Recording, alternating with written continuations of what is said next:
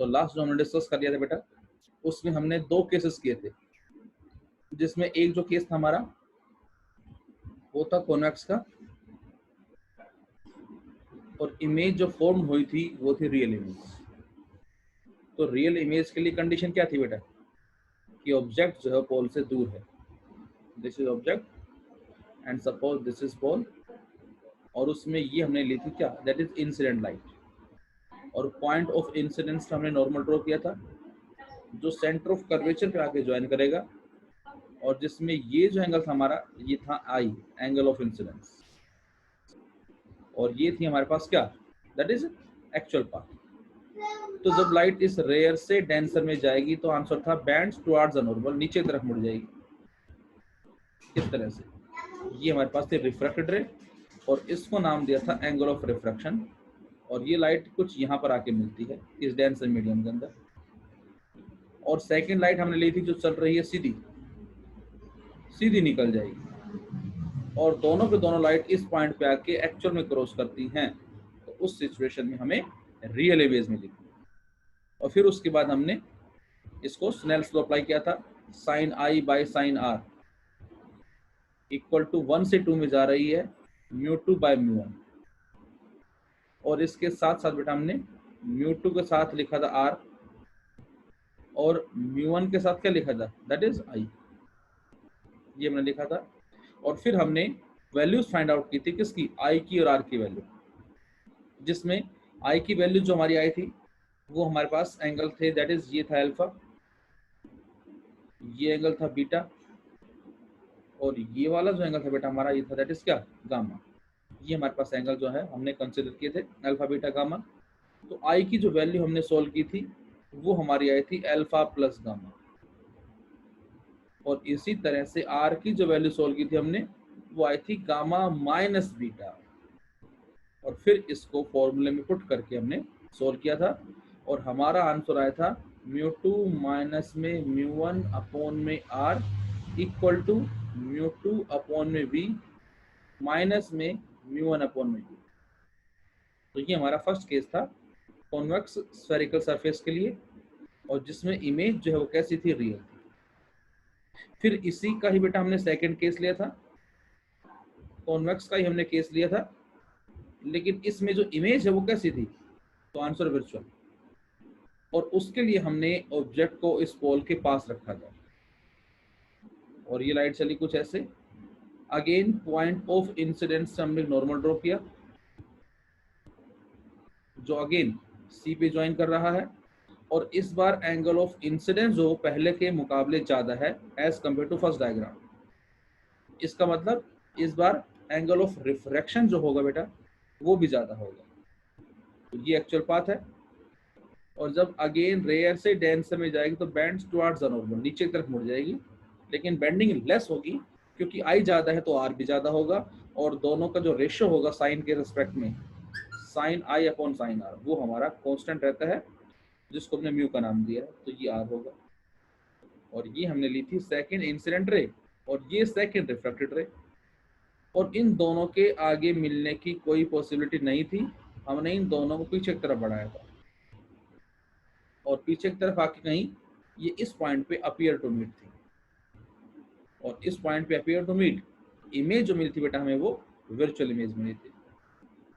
और उसके बाद फिर उसी तरह से ये अल्फा लिया था हमने, इमेज के लिए बीटा था, और सेंटर ऑफ कर्वेचर के लिए दैट इज गामा था, और sine i by sine r apply करके हमने आई की वैल्यू कैलकुलेट की थी जो आई थी अल्फा प्लस गामा, और आर की वैल्यू क्या आई थी बेटा, बीटा प्लस गामा। ये हमारे पास जो है वैल्यूज जो है वो सोल्व करने के बाद आ गई थी। तो आज हम लेते हैं थर्ड केस, हमारा फाइनल केस जो है रेयर से डेंसर का, and now we have the case number third.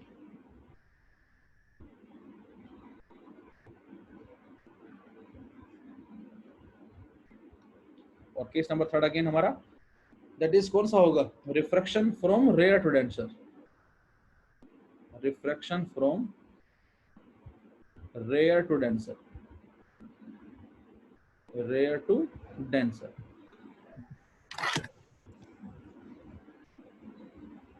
Priyanshu अपनी क्लास में एक है, दो बच्चे प्रियांशु एक ही है शायद, दो ज्वाइन कैसे हो रहे हैं।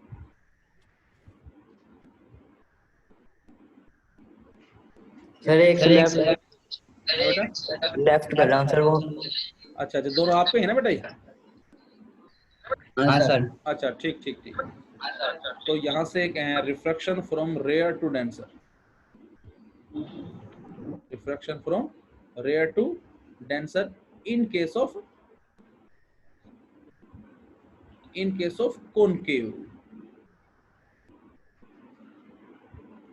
concave spherical surface।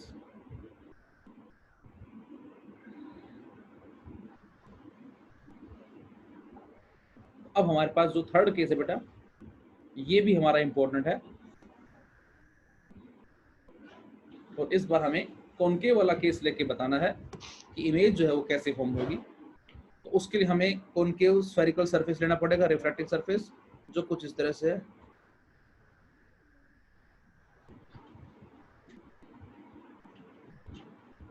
ये हमारा हो गया कॉनकेव स्फेरिकल रिफ्रैक्टिंग सरफेस, और जिसमें ये सारा हमारे पास हो गया, दैट इज क्या, denser medium, this is denser medium. और ये हमारे पास हो गई कुछ इस तरह से प्रिंसिपल एक्सिस, इसको हमने नाम दिया किसका, दैट इज प्रिंसिपल एक्सिस का नाम दिया। और ये कंप्लीट आपका है, इधर डेंसर मीडियम है, रिफ्रैक्टिव इंडेक्स μ2 उसी तरह से मान लिया हमने। लेफ्ट में ये सारा हमारा रेयर मीडियम है, रिफ्रैक्टिव इंडेक्स μ1 मान लिया, ये हमारे पास हो गया। और जो ऑब्जेक्ट है बेटा, वो हमारा जो लोकेट किया हुआ है वो सेंटर ऑफ कर्वेचर से भी थोड़ा दूर, अप्रोक्सीमेट यहाँ कहीं सी होगा, लेकिन जो हमने ऑब्जेक्ट लिया है वो सेंटर ऑफ कर्वेचर से भी दूर है, यहाँ कहीं मान लेते हैं। सपोज ये हमारे पास हो गया ऑब्जेक्ट, ओ ये ऑब्जेक्ट है, और अब यहाँ से लाइट चली ऑब्जेक्ट से कुछ इस तरह से,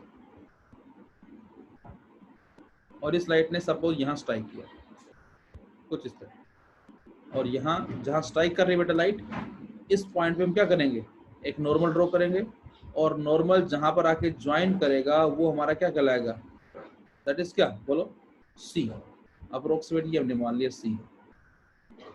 अब आप सोचें कि जब लाइट रेयर से डेंसर में जाती है, तो उससे पहले जरा यहाँ पर शो भी कर दें एंगल को आप।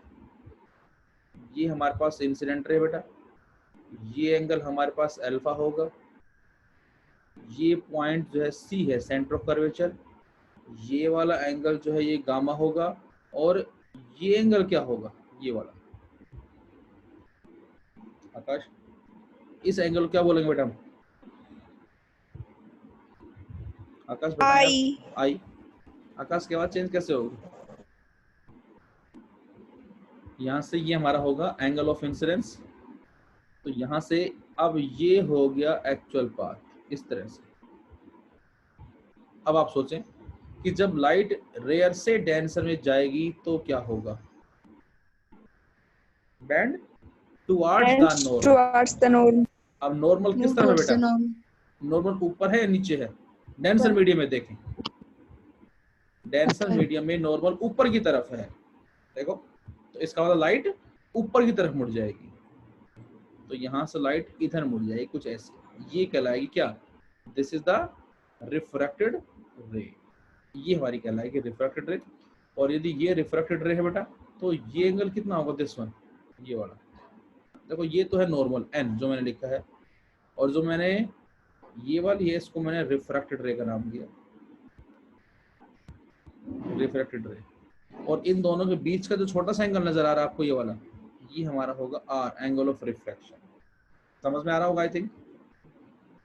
ये तो हमारे पास फर्स्ट लाइट के रेस्पेक्ट में हो गया। अब लेते हैं सेकंड लाइट यहाँ से, और सेकंड लाइट बेटा चली यहाँ से इस जगह से, और यदि ये लाइट नॉर्मली जा रही है इस जगह गिरी पी पे, तो यहाँ से ये सीधी की सीधी चली जाएगी आगे। और अब हमें साफ साफ नजर आ रहा है क्या, कि दोनों के दोनों रिफ्रैक्टेड रे जो है, ये हमारे पास सेकंड रिफ्रैक्टेड रे है, ये पॉइंट पी है, दैट इज 4, और ये फर्स्ट रिफ्रैक्टेड रे, दिस वन, ये वाली। इन दोनों के आगे मिलने की कोई पॉसिबिलिटी नहीं है, दोनों को हम पीछे की तरफ बढ़ाएं। तो जब दोनों को हम पीछे की तरफ बढ़ाते हैं, थोड़ा चेंज कर देते हैं कलर, तो यहाँ से ये हमने इसको पीछे की तरफ बढ़ाया, कुछ ऐसे।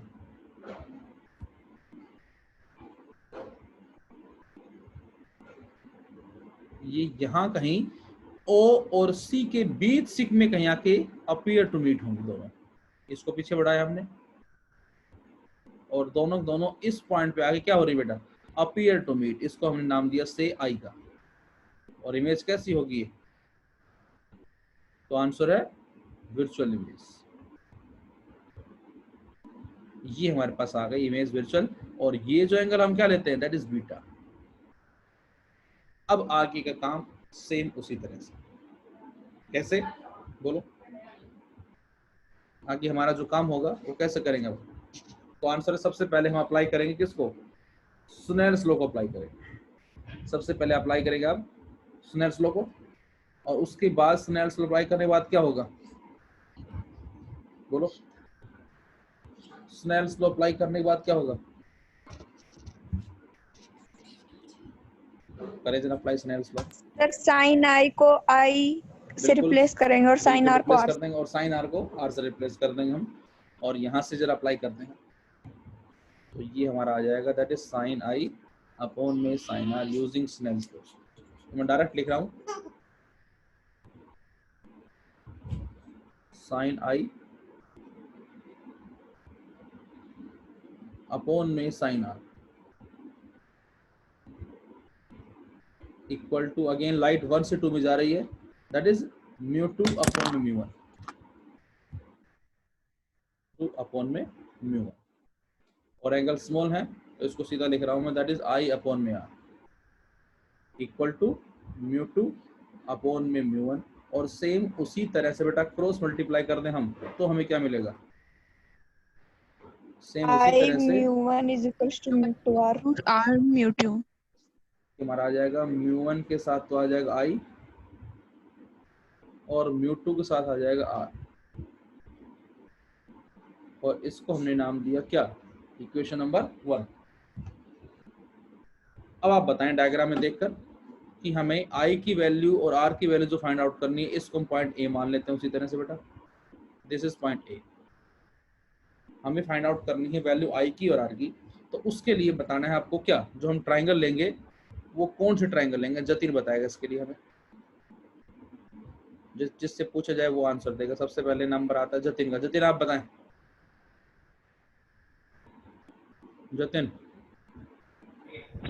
सर मैं अभी अभी ज्वाइन हुआ तो मेरे को पता नहीं क्या। ऐसा क्यों, इतना लेट ज्वाइन क्यों है, क्लास का टाइम बेटा 3:45 है, ऐसा क्यों। सर मैं रिकॉर्डिंग देखता था पहले, मतलब नहीं तो ज्वाइन हुआ करो, रिकॉर्डिंग तो यार देखो वो टेम्परेरी काम हो गया हमारा।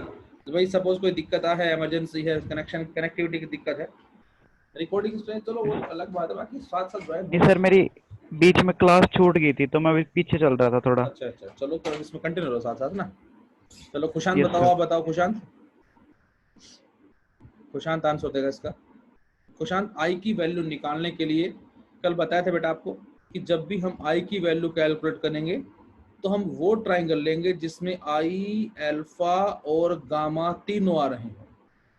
और जब आर की वैल्यू कैलकुलेट करेंगे हम, तो हम वो ट्राइंगल लेंगे जिसमें आर, बीटा और गामा आ रहे हैं।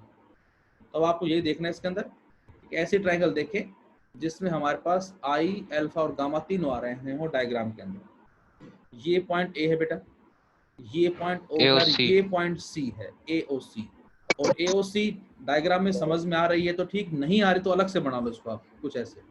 Gamma is equals to i plus alpha. ये हमने अलग से बना लिया इसको। ए, ये पॉइंट है ओ, ये पॉइंट है सी, ये एंगल अल्फा है, ये वाला एंगल जो ये आई है, और ये जो बाहर एंगल है ये गामा। अब आपको पता लग गया कि इंटीरियर एंगल आई और अल्फा है, और जो गामा है वो एक्सटीरियर है। इसका मतलब आई प्लस अल्फा बराबर गामा। तो आई बराबर कितना आ जाएगा, gamma minus alpha. Gamma minus L. बिल्कुल ठीक है, ये हमारे नाम डाल देते हैं एक इक्वेशन सेकंड। इसी तरह से हमें जतिन ऐसे ट्रायंगल देखने बेटा जिसमें हमारे पास आर, बीटा और गामा ये तीनों आ रहे हैं। आर आ रहा हो, बीटा आ रहा हो, एज वेल एज उसमें गामा की वैल्यू आ रही है। तो उसके लिए